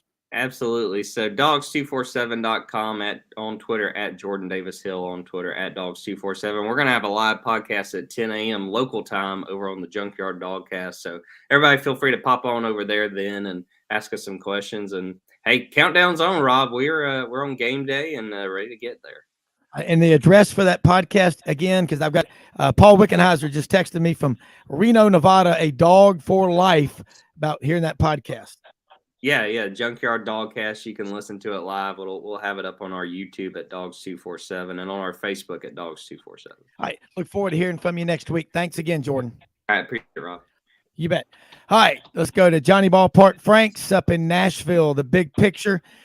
Johnny Ballpark Franks, are you doing your show today on the ump at 5 p.m.? Because I know the national championship game starts at 6:30. What a lead in. Yes, I will be doing it, and I thought, since Stetson Bennett has the opportunity to make history with, leading a team to back-to-back titles, I thought I would flavor my show today with quarterbacks who have also done that. And it's a very short list as far as starters are concerned. Since 1957, you have Nebraska's Jerry Tagge. You have the late Oklahoma's Steve Davis, who pulled it off in 74-75. Matt Leinart in 2003 and 4, and Alabama's A.J. McCarron in 2011 and 12. If Bennett and the Georgia Bulldogs are able to win, which I think they will be able to, and win handsomely tonight, Bennett will be able to join that small group of individuals. And so because of that, I have two guys who have also been part of back-to-back national titles, where they started at least one of those years and was a backup in the other year. That being Steve Sloan with Alabama in 64-65, a teammate, by the way, of Joe Namath in 64. Yeah. And one Jimmy Ray, who was the first African-American quarterback in the modern era since 1960 to lead a team to a national championship. So Jimmy Ray, who led Michigan State to back-to-back titles in 65, 66, he will also be a part of tonight's show. Wow, that will be neat. I'm going to ask you this question to ask them. How much pressure did you feel, and what did you do to handle that pressure that allowed you to be successful? I would love to know. Yeah, and my gut tells me that, I think the moments were probably bigger than in the minds of these individuals. I don't know if necessarily these, is like Alabama, for example, under Bear Bryant, you expected that kind of pressure week in and week out, knowing you were Alabama and the opponents that played you, because, you had a bullseye on your back. Every week was important because everybody was trying to gun you down. And so because of that, I don't know if these kind of games back then were more pressure packed than what we're talking about. I mean, think about it with social media, all the, from Twitter, Facebook, et cetera. I just think that the stages are bigger and these players are quite aware of how big these stages are today. Well, you think about the 1969 Texas-Arkansas game up in Fayetteville, right, when Richard Nixon came there, and you think about 2019 LSU at Alabama in Tuscaloosa, President Trump was there. It's not very often the president, goes to a game, but man, I can imagine that pressure is significant. Stetson Bennett, I think if he has an advantage, it's that he's 25 years old. A lot of the guys he's playing against are 19 and 20. And I watch him on the sidelines. His body language is that of somebody that's used to being under fire and is not the least bit phased. And that helps everybody around him remain calm. And I also think that Stetson Bennett, in my conversations with him, we had a chance during SEC Media Days to talk. And I guess he thought enough about it because not only was he listening, 3 hours later, we were following each other on Twitter and we reached out as far as direct messages to each other. And so to me, Stetson Bennett gets it. He understands that, he's not going to have that long career in the NFL. He may have the opportunity, but I think he understands this is the moment for him. And knowing what they were able to get done last year and knowing he has this opportunity he's quite aware about the historic standpoint of it, not just as an individual, but from a team standpoint. I think he's all about that part of it more so than anything else. Well, you mentioned Stetson Bennett not going to have the long NFL career, but I'm trying to think. We had one of our Georgia guests on in the last week, and I think the great Francis Tarkington said that he will not be surprised at all if Stetson Bennett gets a chance with an NFL team. That right fit, right timing, he could be successful, and I don't doubt it. And we talked last week with David Schultz, WNSP 105 FM Sports in Mobile, said they're waiting, and Jim Nagy, they have him on the Senior Bowl show every week. They're waiting on Bryce Young to see if he's going to announce, he'll go to the Senior Bowl. David said he'd be surprised if Bryce says yes, but there may be a surprise invite. We'll see for Stetson Bennett IV, but that would be an incredible opportunity for him to be around and have to practice and work and run systems with guys he has never played with before. But something tells me this guy's going to get on an NFL roster. I don't know if he'll even be drafted. It could be a free agent. But height alone is what keeps him from being a pro prospect. If he was 6'4", I think he'd have won the Heisman 2 years in a row. And I think the whole height thing, look at Drew Brees. Drew Brees is barely taller than I am. Bryce Young is barely taller than I am. And so you look at these quarterbacks who've had opportunities at the next level. And Bryce Young, everybody was projecting him to go first overall to the Houston Texans until they pulled off that miracle fourth down play yesterday and basically played themselves out of the number 1 overall pick. They're now going to be number 2 behind the Bears. But with that said, do I believe that Bryce Young will be the 2nd overall pick in the NFL draft? Most likely, yes, by the Texans coming up in April. So I don't know if height really matters as much. You want the prototypical quarterback. Everybody would love the 6'3", 230-pound guy, very dependable, and really built to the point where he can take the licks. But at the same time, we've seen quarterbacks a lot smaller adjust and make it the next level. Now, with that said, a lot of injuries too. I mean, look at Kyler Murray with Arizona as well. So it's give and take on the durability factor of it. But Stetson Bennett, to me, really underrated in the sense that only one team has beaten Georgia over the last 2 seasons, and that was Alabama last year in that second go-around in the SEC championship game. So to me, Stetson Bennett does not get enough credit, for the mental aspect that he brings to the table, knowing where his players need to be, knowing what he is doing play in and play out. Just because you're not the fastest or biggest or strongest doesn't mean that you still can't use your mind to be one step ahead of the game. I mean, look at Ray Lewis. At the end of Ray Lewis's career, everybody talked about how he lost a step at linebacker in the NFL, but because of his mind, because of his experience, he made up for that lost step by the middle part that he brought to the game. Instead of reacting, he was already being proactive, play in and play out, just anticipating where plays were going to go just because of his experience. Yeah, and you think about the mental part of it, it is so important. It ain't to do it in life that's so bad, it's the dreading. And for a guy like Stetson Bennett, as you get closer and closer to kickoff tonight, 6:30 p.m. Central from SoFi Stadium in Los Angeles, I think he might even be sleepy. I mean, that's how this guy, watch him on the sidelines. Things are going crazy. All you have to do is look at the second half in the Georgia-Ohio State game in Atlanta. Stetson's over there, yawning and just kind of like we got this. He doesn't allow any negative thoughts to enter into his mind, because if he did, how many times did Georgia try to run him off? It's like Buddy Martin said on Saturday's roundtable on Sidelines. They were throwing rocks at him, trying to get him away, trying to shoot, get out of here like a stray dog. And he kept coming back again and again, laying his guts on the line again and again and again. He's a fighter. He's a warrior. And he's going to be the guy someone's going to write a book about when you're reading to your kids at night about never, ever quitting. That's Stetson Bennett. Right back after this quick commercial message.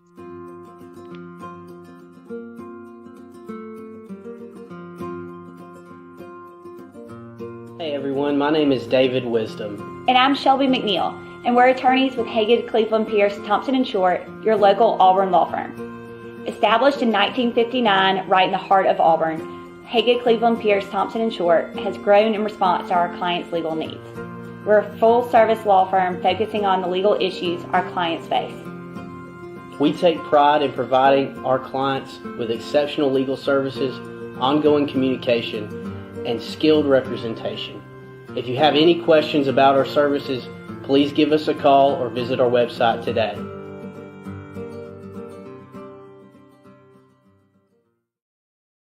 All right, Jeff Boone, that was priceless. Put out a great piece I found on Twitter last night. Johnny Vince Dooley talking about what it means to be a Georgia Bulldog. And, Delta Airlines has a special, 747 that the Georgia team and the staff and the players, coaches, and everybody flew out to Los Angeles on from Atlanta Hartsfield Airport. And it says, legendary Georgia coach Vince Dooley, in tribute to him. And I replied to somebody last night. I said, his legacy will live on forever through his beloved Georgia, and he is loved dearly by Auburn folks as well. So that's a relationship, that rivalry, Auburn, Georgia. I know a lot of people today love hate. There's respect. There's respect in these rivalries among people who have self-respect. And this game tonight, Johnny, is going to be, it's going to be about Georgia not letting the moment get too big, and watching Kirby Smart, listening to him, you're either elite or you're not. He says that over and over. I think he has prepared these guys for this moment as well as they can be. But I also think Sonny Dykes has done a marvelous job. And both of these quarterbacks are cerebral. They think in motion. They're not going to get rattled. They're underdogs. So something's got to give. Talk about this matchup. Max Duggan versus Stetson Bennett IV from Blackshear, Georgia. Max Duggan from the Quad Cities, Moline, Bettendorf, Rock Island, and Davenport. He being from Davenport, Iowa, I believe. Everybody loves the underdog story. The underdog story for TCU under first-year head coach Sonny Dykes was being in the Big 12 championship game, a team that I think was picked 7th out of 10 teams in the Big 12 this year. A team that made it to the college football playoff after losing that conference title game and had all those close calls this year, and being able to get one win. Unfortunately, this is where, the clock strikes midnight, Cinderella's slipper falls off. TCU is just not there yet. And the biggest thing you'll see in the second half tonight is just the depth part, where Georgia, there's a reason why they're in this position. There's a reason why Georgia was an overtime play here or there, beating Alabama in 2017, a team that won last year, a team that's only lost one game over the last 2 seasons. Georgia's depth is going to be a problem for TCU in the second half. Great story for TCU, not taking anything away from it. I just think that Georgia is too good. Depth is too much. And this is where I don't really think the game is going to be that close. I think by the third quarter, in the latter part of the third quarter, this is where Georgia starts pulling away. And that's why I have Georgia winning by 3 or more scores, is just because of Georgia's been there. Georgia's not intimidated by this. Georgia is playing for this. It's just like now where Alabama is. 10-win seasons are nice, but that's just one of the check marks getting to a national title. Georgia's at that position now. They got the monkey out their back last year, winning the first national title since 1980. This is now where Georgia expects to be year in and year out, not just the fans, but the players playing this ball game. TCU, just glad to be in that situation, being able to exceed all expectations for this team. They've already checked all those marks. And the reality is that Cinderella slipper ain't going to help them tonight in the matchup with Georgia. Well, I look at it. I've got Georgia to win 34-29, but I think TCU, their DNA, their file says we relish the underdog role. We relish coming from behind, proving people wrong. They have a chip on their shoulder, a big chip, and they've got a quarterback who is fearless. I mean, he will run into a brick wall if that means TCU is going to get a first down or a touchdown. He's not worried. Sure, he is. If he has a pro future or not, he's worried about doing everything he can to help TCU win this game. I don't see him pulling up short, on 4th and 3, pulling up a yard short because Jalen Carter is about to take his head off. It's just not going to happen. And I think this is going to be a great football game. But I don't know. Again, I can't read their mind. TCU, they were picked to win 3 or 4 games in the preseason. And they went out in the portal and did a lot. And people say, look what TCU did. Everybody can do it. They also have an outstanding coach. And they've got an outstanding quarterback. You got to have certain key ingredients in there. Johnny, when you think about Georgia and TCU, and I've asked this to everybody on the show today, what is it, if you're the defensive coordinator for Georgia, that's going to keep you up at night from what TCU does offensively? Because they do a lot of different stuff. Oh, I think it starts first and foremost with Max Duggan's heart. This kid has heart. And if TCU has a chance to be in this ball game throughout, it is because of Max Duggan. And that's one of those things, those measuring sticks, where is he the most talented of the individuals on the field tonight? No. Yeah. But as far as measuring his heart with everybody else's, I mean, his heart is the why TCU is in this position in the first place, in my opinion. But it still comes down to players and the fact that Georgia is, look, they've been on this stage and TCU has not. And I just think that you can't, place a value on that. And this is one of those things where it's not like you can sneak up on somebody. TCU is not sneaking up on anybody, especially after knocking off Michigan. If you're in this position, the way Georgia looks at this ball game tonight, Georgia looks like there's somebody out there trying to steal away what is rightfully theirs. That's the mentality. Georgia is not already counting their second national title. Georgia is looking at TCU as somebody's trying to steal something that rightfully belongs to them. And when it comes down to it, give me the team that is more physical, has the most bodies, has the most depth, and that's why I like Georgia to win comfortably tonight. Yeah. If there was something offensively with Georgia that you're concerned about, we talked about the tight end room. Brock Bowers is phenomenal from Napa, California. As Jordan Hill said before you came on covering Georgia, this is as close to a home game as he's going to get at Georgia, being from Napa, California. And then Darnell Washington. Don't know if he's going to be able to play tonight or not, but the tight end room at Georgia is the best in the country. A guy like Eric Gilbert, who was a top 5 player, couldn't even sniff playing time. But Ladd McConkey, Kenny McIntosh at running back. I think Kenny McIntosh at running back he runs so hard. He's like a cartoon character. His legs are spinning like a hamster wheel. I think he's going to be a huge factor tonight. I mean, think about it. In 10 of Georgia's wins this year, they scored 35 or more points. I'm not really concerned about Georgia's offense. Georgia, the only thing Georgia has to do is just play Georgia football. I know that sounds like a cliche. Georgia just needs to execute.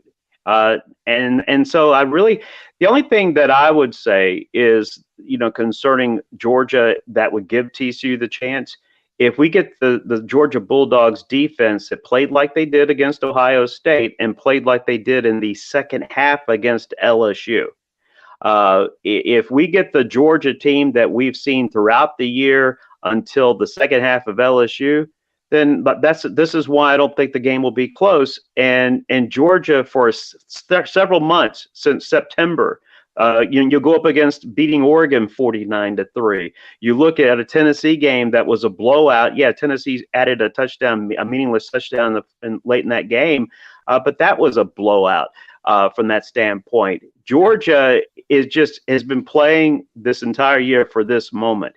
TCU is just glad to be in that moment. Yeah, well, if you're in that moment, you want to win, but there's a difference of thinking you can win and knowing you can win. Georgia knows it can win this game tonight. TCU does not have that luxury. Yeah, and any kind of self-doubt is a real problem, especially on this kind of a stage tonight. And the depth that Georgia has, and mentioned, I think TCU has signed one 5-star in their history. That was Zach Evans. Georgia has 23 5-stars who will be on the field tonight. And some of them aren't even getting, like Eric Gilbert. Went to LSU, came back to Georgia. He's in the portal. He won't even play. I think Georgia, it's not the deepest running back room that they've had. But you remember last year, Cook scored the touchdown. Dalvin Cook last night. Of course, he had a brother that played at Florida State. And Marvin Jones Jr., that's the Marvin Jones, the great linebacker at Florida State. What is it about them getting all these Seminoles to come play at Georgia? I will say this, tonight, you talk about that doubt part. I go back to 2018, the national title game, which was early part of January of 2019, when Alabama's taking on Clemson. It's Tua versus Trevor Lawrence. What did Trevor and Clemson do on their first series? Nothing.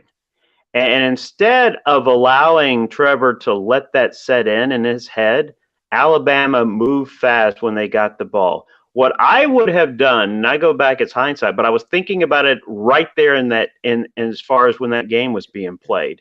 Allow Trevor to think about it as long as possible. Don't try to be a quick scoring offense, milk some plays. Try to have, some 3, 4, 5 yard plays to allow Trevor to let that sit in, because once again, we didn't know how Trevor was going to respond in that moment. And instead, he gets the ball back quickly, has a chance, and then he gets into the groove of the game. I would have done everything possible in offense that night if I was calling the plays for Alabama to have a long, sustained drive and allow that to marinate. Because once again, you think you can have success. It's another thing when you don't, and then all of a sudden you allow your mind to start thinking those things. Bama didn't do it. Clemson goes on to win 44-16, and the rest is history. Yeah, and that's bottom line. It's not what happens to you. It's how you react to what happens to you. Right. And that game out in San Francisco, another hotbed of college football. God help us. I mean, you're having it in Los Angeles, and, I hope this game is sold out tonight. You had that Alabama-Clemson game in San Francisco, and, let's just – if we're going to – let's be honest. Indianapolis, Dallas, New Orleans, Atlanta, those to me are the places to have the college football national championship. You've got a lot of room. Hell, Arrowhead Stadium. If you've ever been on I-70 going pheasant hunting out in South Dakota, you go right by Arrowhead and Royal Stadium. They're almost spilling over onto the interstate, but you got huge tailgate areas. But it's, again, nothing like the college experience of tailgating in the Grove or, down at LSU. You're not even allowed to tailgate tonight, by the way. I know. Let that sink in. You can't even tailgate tonight at the stadium. That's not allowed. Yeah, it's criminal. All right, a couple of thoughts here from some viewers. This one just came in interesting from, the ghost of Hank Williams from Kalijah, Alabama says, keys to success for both teams tonight. To me, Georgia has to be successful in man-to-man to dedicate a spy for their QB and pressure like their that. QB. To limit time in man-to-man coverage, and on offense, Georgia has to be able to run the ball to win time of possession. Okay. Now, an opposing view comes from, let's see who this one here is. Levon Helm, Turkey Scratch, Arkansas. I love these places these people call from. Text from TCU is exciting, and it's fun to pull for the underdog. But Georgia may be too strong for them. But wouldn't surprise me if the Frogs win and win by 12. Levon Helm, man, that's bold. Frogs by 12. Let's just get down to the physical eyeball test, Johnny. Give me if you had a horned frog, and as Ken Capps, a regular on our show from out in Texas, Football Writers Association of America, says they can spit poison out of their eyes and stun a prey. But if you had a matchup between a bulldog and a frog, albeit a horned toad frog, who do you think's going to win that one every time? Going with the Bulldogs, baby. Going with the Bulldogs. And by the way, the Seiler family said that was too long of a trip for the 9-year-old Georgia Bulldog. The dog's not even going to be there. I'm worried about karma. Should we worry about the dog not being there? No, I'd see. That's just, it's fine and dandy to have all these pots. And look, this is what's so fun about debating games like this, because, we've had the build-up since New Year's Eve, and now here we are finally, and it's like looking for last-second stories, last-minute stories, and the fact that Max Duggan is calm, cool, and collected.